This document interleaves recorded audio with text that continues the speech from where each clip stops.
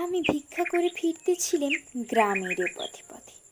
তুমি তখন চলেছিলে তোমার স্বর্ণরথে। অপূর্ব এক সপ্তসম লাগতেছিল চোখে মম। কি বিচিত্র শোভা তোমার, কি বিচিত্র সাজ। আমি মনে ভাবতেছিলাম, এই কোন মহারাজ আজি শুভক্ষণে রাত পোহালো। ভেবেছিলেন তবে আজ আমারে দ্বারে দ্বারে ফিরতে নাই হবে।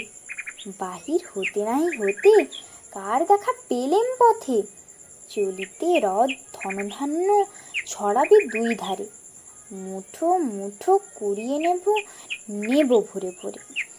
দেখি সহসা রথ থেমে গেল আমার কাছে এসে। আমার মুখ পানে চেয়ে নামলে তুমি হেসে।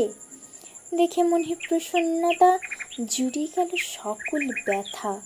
হেন কালে কিসের লাগি তুমি আকস্মাৎ। আমায় কিছু দাও গো বলে বাড়িয়ে দিলে হাত। মরিয়ে কি কথা রাজাধিরাজ, আমায় দাও গো কিছু। শুনে ঘনকালের তরে রইল মাথা নিচু। তোমার কি বা অভাব আছে ভিখারি ভিক্ষুকের কাছে, এ কেবল কৌতুকের বশে আমার প্রবঞ্চনা। ঝুলি হতে দিলুম তুলে একটি ছোট কণা, যাবে পাত্রখানি ঘরে এনে উজাড় করে। এ কি ভিক্ষা মাঝে একটি ছোট সোনার কণা দেখি।